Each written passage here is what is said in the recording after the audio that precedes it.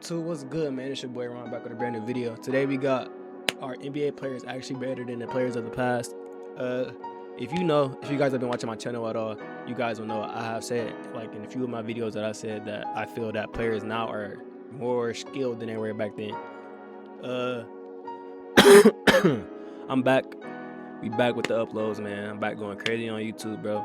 If y'all new to the channel, don't forget to subscribe, like the video. Let me know your thoughts on this video in the comment section down below. And yeah, man, hope y'all boys enjoy, and let's get straight into it.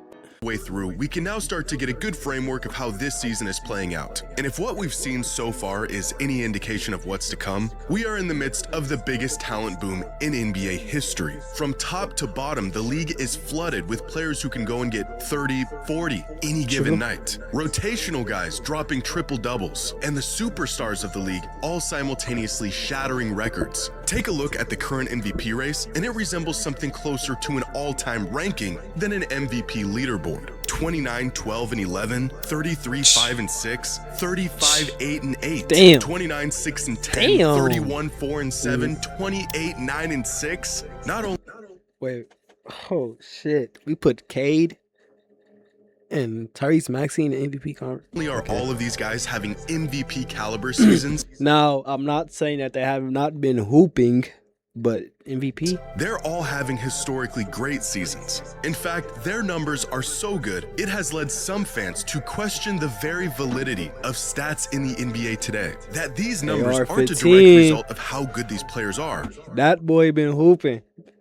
AR-15 really been hooping for real, bro. but a result No cap. of stat inflation, a symptom of today's faster pace and defense. offensively favorable rules. And how these stats are being interpreted has created a divide among NBA fans. Are the players of today actually better than players of the past? Or are they simply beneficiaries of a league catered for bigger numbers?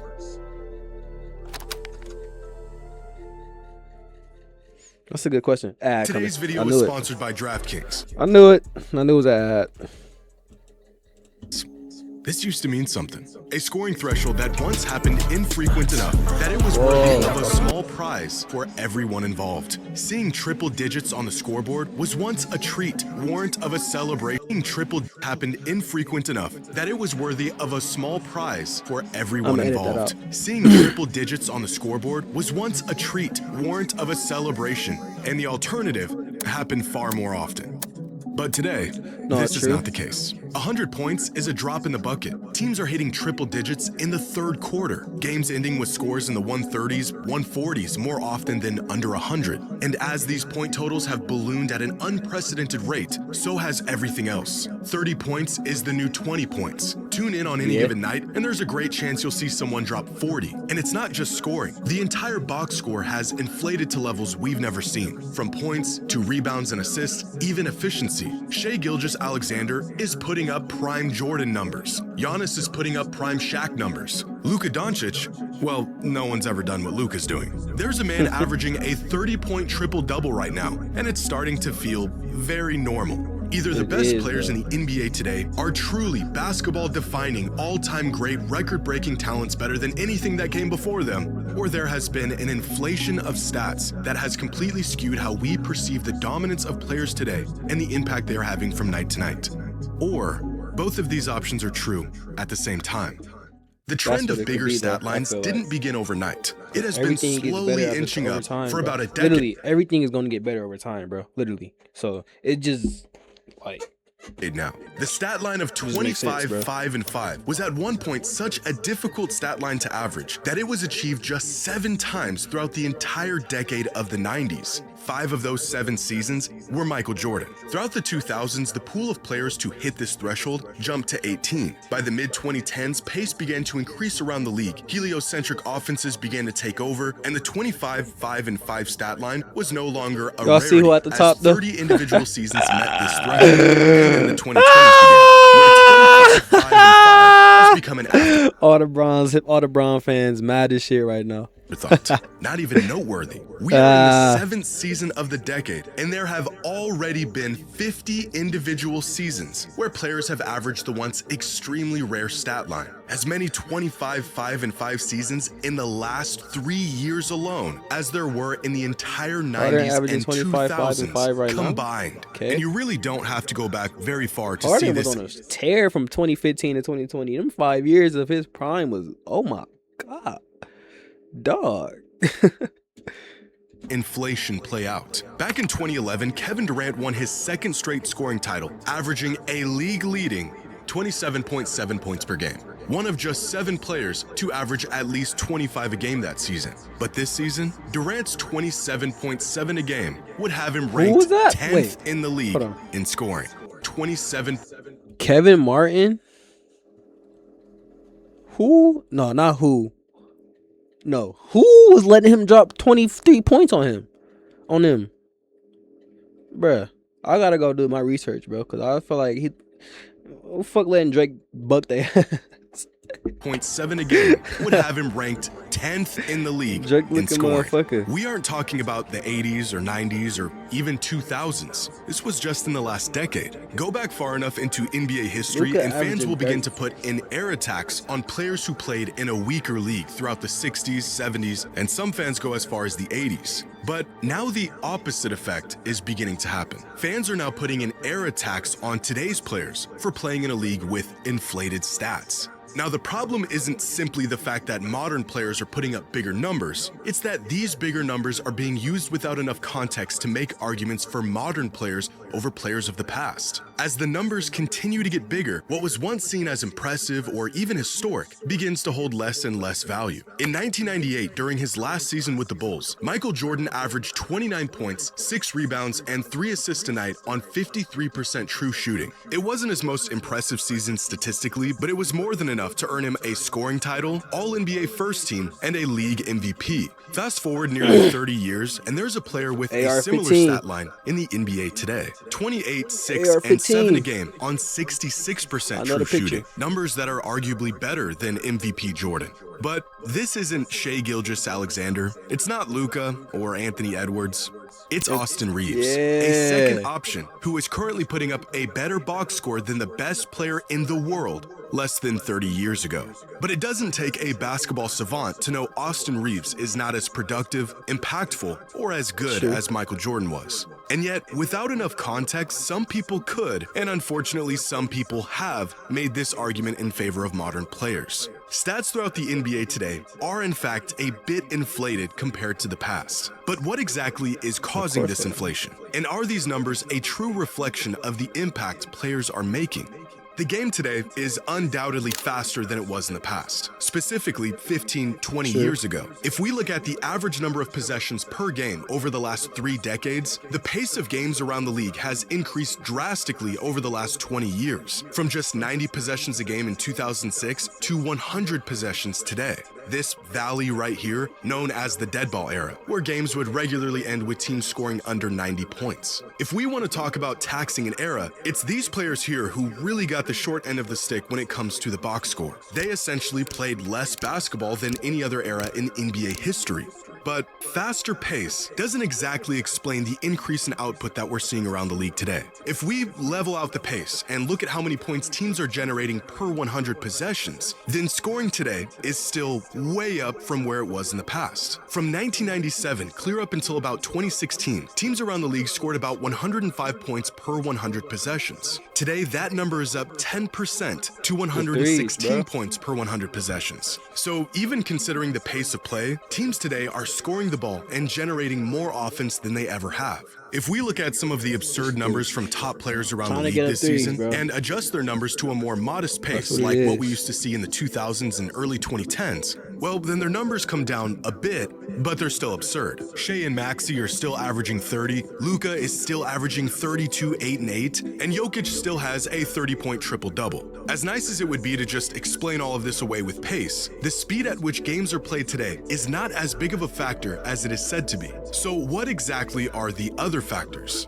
The league has very slowly, very deliberately nudged teams and players in the direction of more offense for the past few decades. Look back through the history of rule changes, and there's a very clear pattern. In the 80s, the NBA added the three-point line. Throughout the 90s, they cracked down on hand checking and implemented new rules to attempt to speed up the game. In the early 2000s, they added defensive 3 seconds, cut the time to cross half court, got rid of hand checking virtually altogether, and implemented freedom of movement rules that essentially outlawed all the bumping and rerouting that used to happen on every possession. At the same time, the league's interpretation of dribbling rules was heavily loosened. Players could now get away with a lot more with the ball in their hands, and the creativity and depth of skill set. Wait, players are formally allowed 2 steps after us, right? That's a regular travel, right?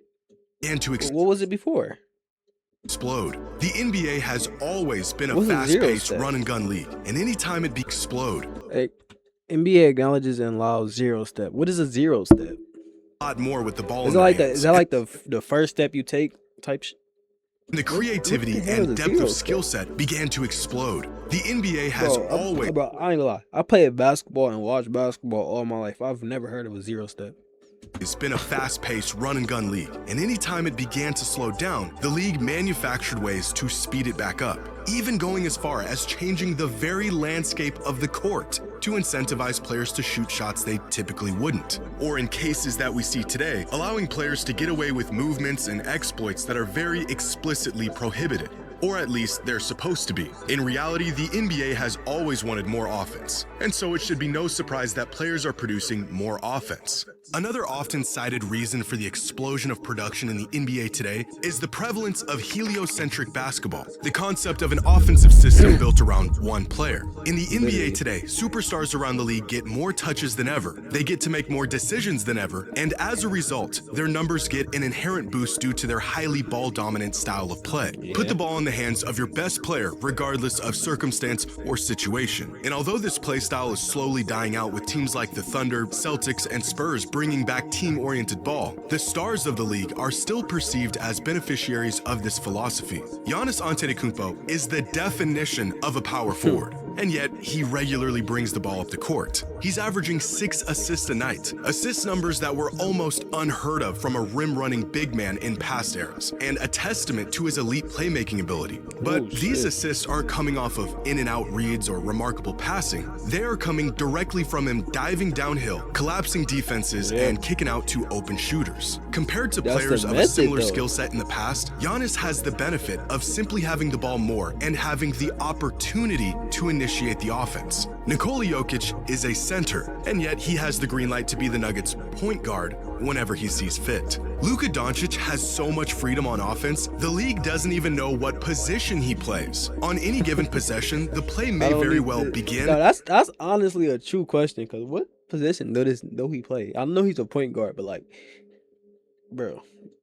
And like with him, ultimately, besides not playing big, but like from a point guard, shoot 2 guard and 3 guard. he gets to decide how and where he's utilized whenever he's on the court. Players today simply have more freedom to indulge in their abilities and capitalize on their skill sets, and this extra freedom has created better opportunities for these stars on offense. If we look at the usage of the top 20 players in the league season by season over the last 30 years, the growth of offensive burden for these stars lines up with the growth in their box score. Usage crept up from the 90s to the 2000s as MJ's departure from the league brought on a new era of hero ball. Usage then plateaued for a bit with the introduction of the super team era, and then immediately jumped again as heliocentric offenses became a common strategy around the league, and it continues to climb to this day. More touches, more shots, more opportunities, bigger numbers. And although this may explain the increase in numbers for the stars, even the players who aren't benefiting from this style of offense, bench guys, role players, their numbers have also climbed to unprecedented levels, which means there's still one factor unaccounted for. And it is the one variable that sets today's players apart from any other era in NBA history: efficiency. Oh. Aside from just the pace of play and the change in play style, the biggest reason why scoring and overall output has increased is because efficiency has increased. Across the board, shooting percentage has jumped considerably and consistently over the last 3 decades. From field goal percentage to true shooting percentage to even the most objective measure of shooting accuracy, free throw percentage. Even when given the same number of scoring opportunities, players today are capitalizing on those opportunities far more often. So not only has the pace of the game increased, at the same time, players and teams have become more accurate shooters and scorers. Literally what I said. For many years, the gold standard for efficient volume scoring was 60% true shooting. If you could average 20 a game on this kind of efficiency, you were as lethal as it gets in the NBA. In fact, there have been on this kind of efficiency, you were as lethal as it gets. This don't got nothing to do with the video, bro, but oh my God, I love this If movie, you could bro. average 20 a game on this kind of efficiency, you were as lethal as it gets in the NBA. In fact, there have been many seasons How do you do this? You were as lethal this is the as one basketball move that I do not like. I can't figure out how to do it.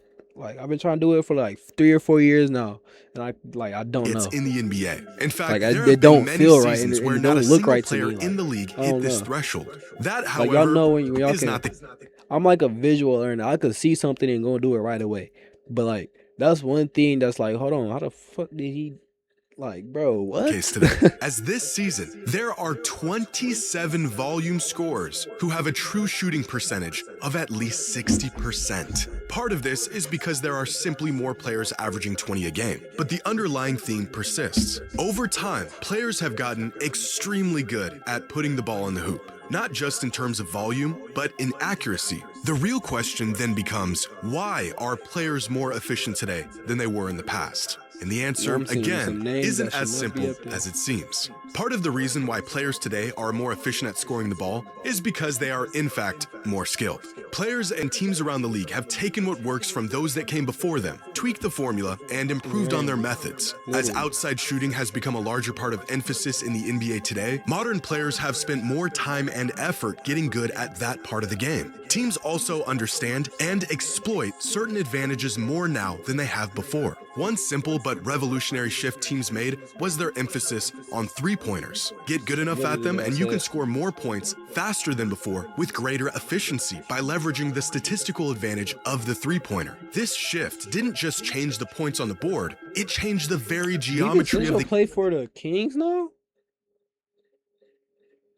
What? Game and what skill sets are valuable. Not only are players better at shooting the ball now, but smarter, more complex offenses now set players up for better, more open looks. Thanks to tracking data and advanced metrics, organizations around the league can now pinpoint exactly where the best shots are and how to get those shots more often. If someone had convinced KG to just take one step back on all of his long twos, his numbers would probably have looked a lot better and his efficiency would have naturally increased. As teams got smarter, shot selection got better. Threes and layups have taken over the shot diet of players around the league, and scoring numbers not only went up, but they got significantly more efficient. Pair this better understanding of where the advantages lie with about 10 extra possessions a game, and you've got a recipe for larger scoring numbers both for teams and individual players. As Bill Simmons once said, the math of the game changed to favor the box score. Some would call this evolution. Others may call it optimization. Take what works, double down on it,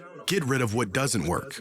20 years ago, the Phoenix Suns were reinventing offense under Mike D'Antoni and breaking records with their volume and pace. First in the league in points per game, three-point attempt rate, three-point percentage, true shooting percentage, and just about every other offensive metric. They were far and away the best offensive team in the league. And yet, compared to today's standards, the 06 Phoenix Suns were sluggish, inefficient. Look at a shot map from that 06 Suns team, and you can see exactly how teams approached offense in an era that featured the lowest point totals in NBA history. Despite their best spots on the court being near the rim and from beyond three, the Suns attempted the majority of their shots in here, somewhere in between. From beyond the three-point line, they scored 1.2 points per shot, the best three-point shooting team in the NBA. From within 6 feet, they scored 1.25 points per shot, and everywhere else, they scored just 0.85 points per shot.